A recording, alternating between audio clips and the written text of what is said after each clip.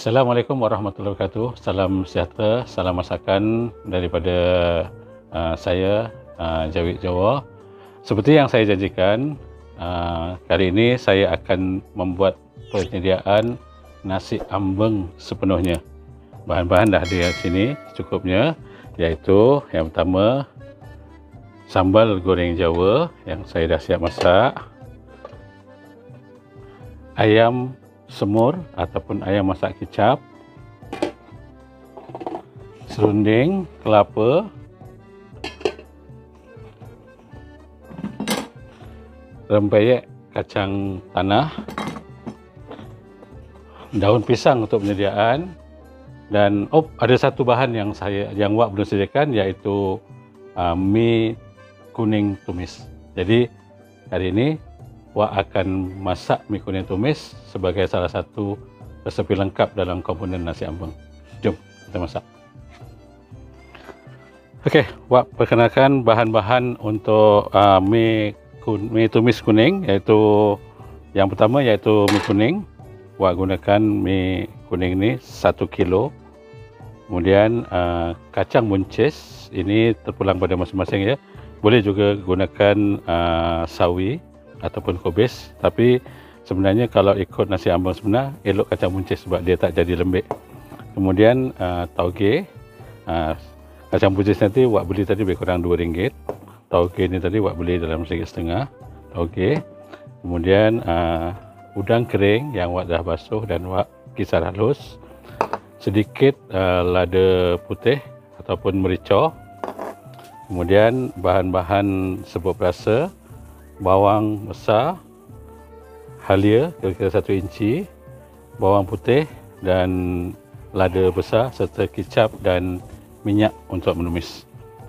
Jom kita mula memasak. Apa yang perlu kita buat pada awal-awalnya iaitu kita akan bagi dulu kicap pada mi kuning ni. Tujuannya supaya nanti masa kita masak tu dia akan menjadi sama rata dia punya kicapnya. Jadi kita tuang dulu kicapnya. Kita kira-kira lah Wak anggarkan lebih kurang dalam 2 sudu makan.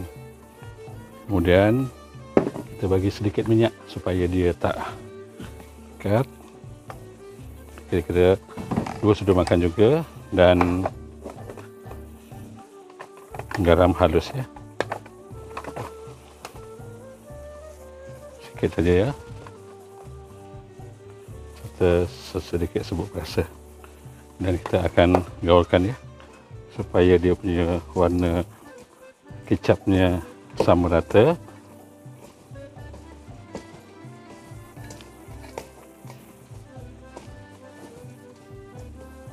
Okey, dah ya, dah rata ya, kicapnya sudah rata. Jadi kita akan mula menumis ya. Jadi ni tadi bawang ni tadi Wak sebenarnya dah potong. Halianya pun Wak dah potong, juga bawang putihnya pun Wak dah potong. Jadi kita akan mula masak. Jom. Bismillahirrahmanirrahim. Wak mula panaskan kuali dulu. Okey, kita masukkan minyak ya, sedikit minyak ya untuk menumis.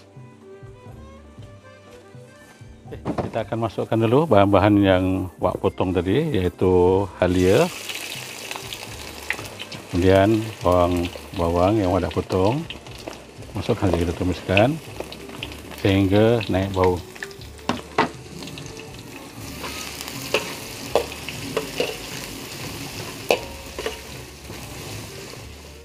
Nah, kemudian kita masukkan pula udang kering yang Wak dah kisar halus. Kita tumiskan sekejap.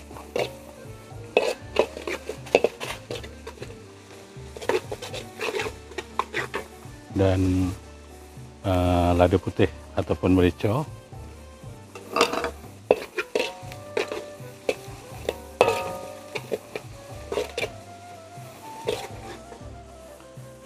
Dan kita terus ya masukkan kacang buncis yang potong sirong.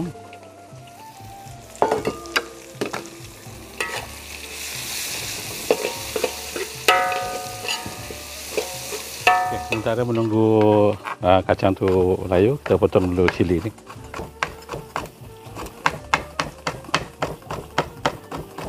Okay, dah layu.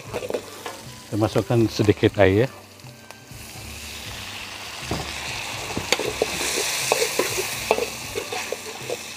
Dan kita terus masukkan saja mi kuning.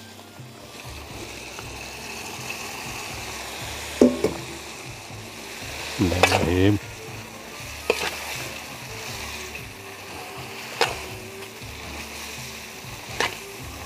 Dan kita masukkan tauge ya.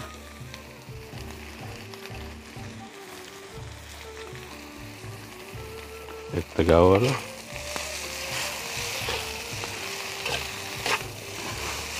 Jadi kawan-kawan ya, kalau nampak agak macam kering, kita tambahkan sedikit air lagi ya.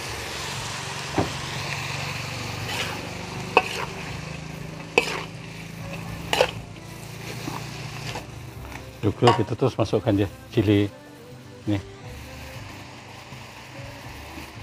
sebagai hiasan. Ni terpulang ya. Kalau tak suka cili ni tak payah bagi pun tak apa.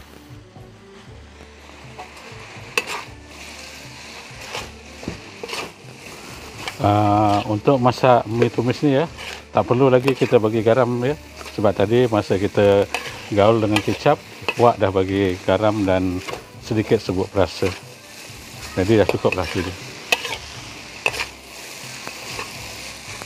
Dah selesai masak mi tumis kuning ni, mi kuning tumis ni dah siap. Jadi Wak matikan api dan kita masukkan balik dalam bekas yang asal tadi.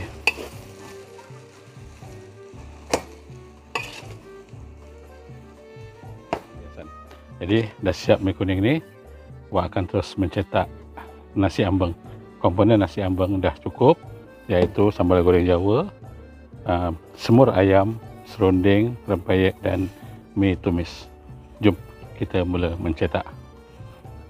Mula-mula Wak sediakan dulu beberapa helai daun pisang, dan pisang yang sesuai untuk digunakan ialah pisang abu ataupun setengah orang panggil pisang nipah, juga pisang awak. Jangan gunakan pisang berangan atau pisang nangka ya, sebab dia akan menjadi pahit. Jadi mula-mula kita akan namanya apa ni ya, kalau orang Jawa panggil dilerei, kalau orang Melayu pun tak, tapi buat macam ni.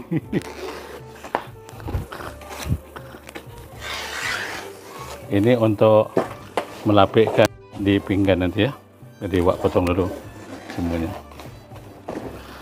Bagi mana-mana tempat yang mungkin susah nak dapatkan daun pisang, Wak rasa, tapi Wak tak pernah buat lah. Wak rasa boleh juga gunakan kertas yang kalis yang ada minyak yang selalu untuk bungkus nasi lemak tu. Boleh juga gunakan tu, tapi kurang sedap lah sebab dia tak bau daun. Kita akan potong dulu daunnya, lebih kurang saiz ni.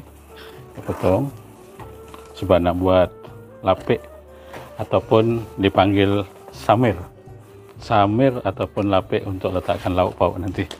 Jadi yang ni kita kena cetak dengan pinggan bulat macam ni ya. Nampak agak susah tapi sebenarnya taklah susah sangat. Buat tunjukkan satu persatu ya, mana tahu ada yang nak meniaga nanti.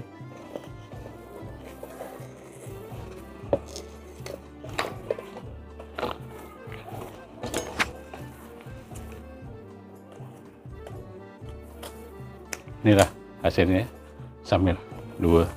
Kita letak dulu sini, kemudian potong sedikit lagi macam ni, kira-kira dalam 4 helai. Ini untuk letakkan di tepi-tepi. Nanti Wak akan tunjukkan di mana tempatnya.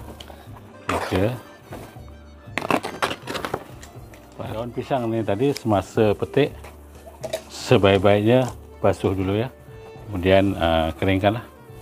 Sebaik-baiknya basuh dulu sebab nak tahu dekat pokok tu banyak ada tai burung ke apa ke, tapi Wak dah basuh tadi. Jadi ini ya salah satu penyediaannya.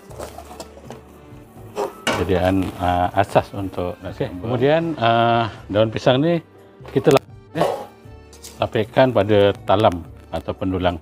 Ini penyediaan untuk makan kira-kira 6 orang makan ya. 6 orang makan.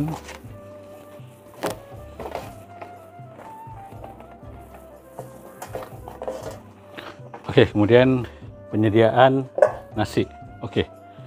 Nasi ni ya, terpulang gunakan nasi yang apa? Tetapi sebaik-baiknya kalau gunakan nasi ni, kalau gunakan nasi basmati sebenarnya kurang sesuai. sebab nasi ambeng ni dia perlukan masak dengan keadaan yang agak lembik sedikit nasinya supaya mudah dicetak.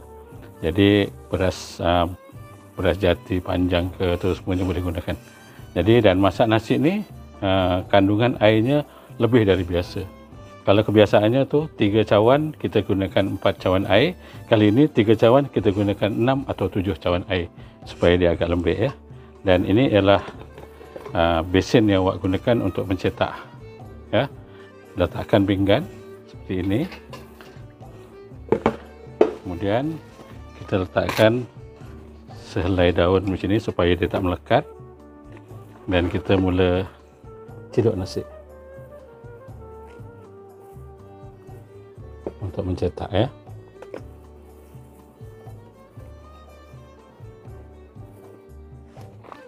Dan gunakan daun, kita basahkan sebab panas tau.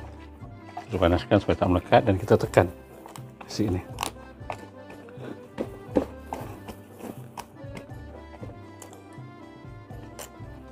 Ya, ini hasilnya ya. Okey, kemudian kita tekapkan pada dulang yang telah kita lapikkan dengan daun tadi. Bismillahirrahmanirrahim.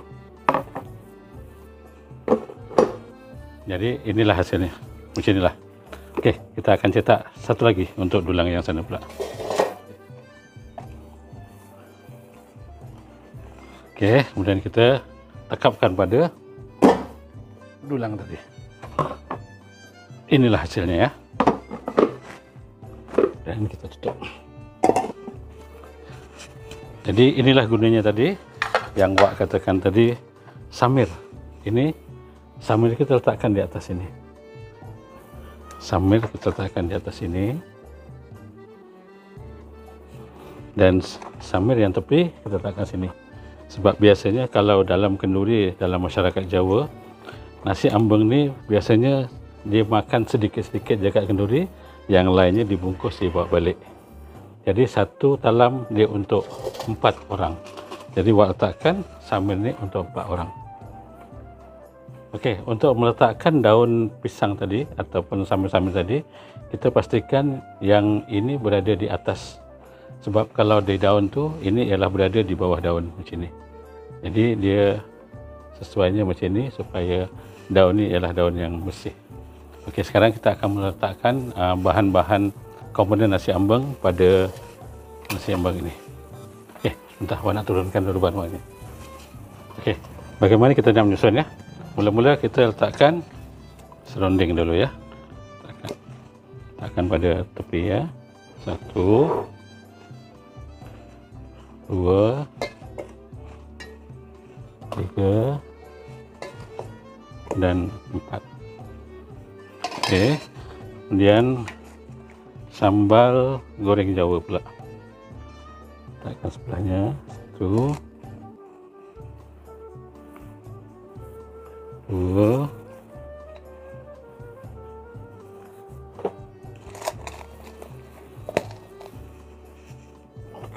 4.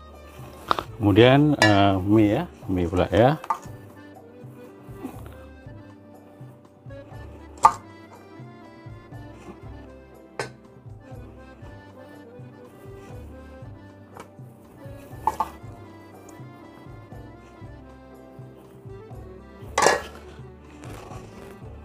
Dan kita letakkan ayam.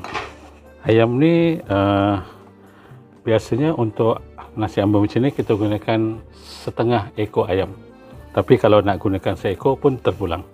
Jadi biasanya kalau di sini biasa digunakan setengah ekor ayam. Jadi itu bahagian peha dan ini bahagian pak ya.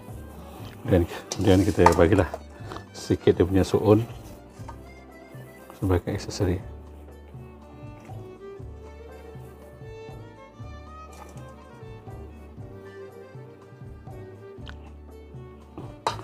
Dan yang terakhir kita bagi rempeyek juga di 4 bahagian.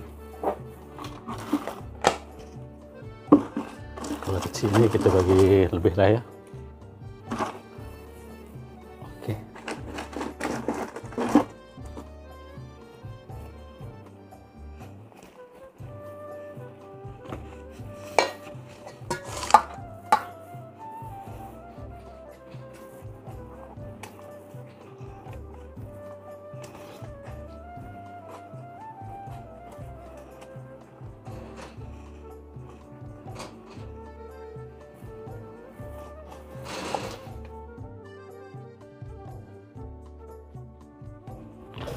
Okey, pada wak yang biasa kami buat nasi ambeng sempurnalah sudah.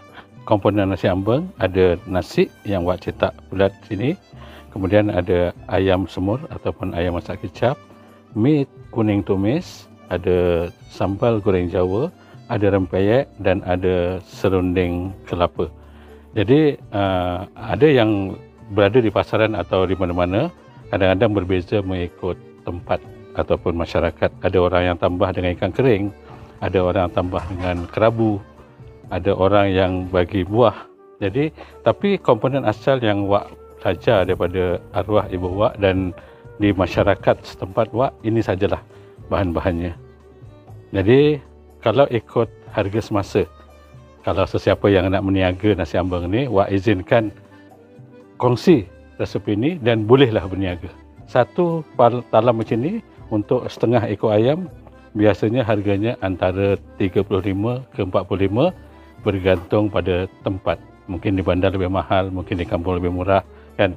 Jadi kalau yang nak seekor ayam biasanya antara 50 ke 60 ringgit untuk seekor ayam. Yang ni ialah setengah ekor ayam ya. Jadi inilah hasil perkongsian wak, iaitu resepi nasi ambeng untuk wak kongsikan dengan teman-teman semua.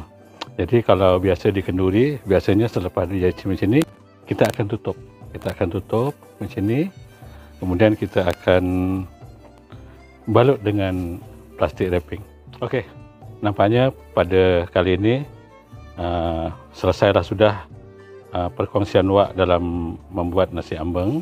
Semoga memberi manfaat kepada teman-teman semua dan insyaAllah satu hari nanti wak akan buat nasi ambeng dan wak akan jemput mana-mana subscriber yang sudi datang ke rumah wak. Wak akan jemput datang untuk menikmati beberapa hasil tangan masakan wak. Sehingga kita bertemu pada lain-lain video, insyaAllah wak akan kongsikan lebih banyak lagi masakan tradisional orang lama. Dan buat akhirnya, sekali lagi, Assalamualaikum warahmatullahi wabarakatuh. Salam sejahtera, salam masakan. Sekian daripada wak yang memaparkan pada kali ini resepi nasi ambeng versi Jawa.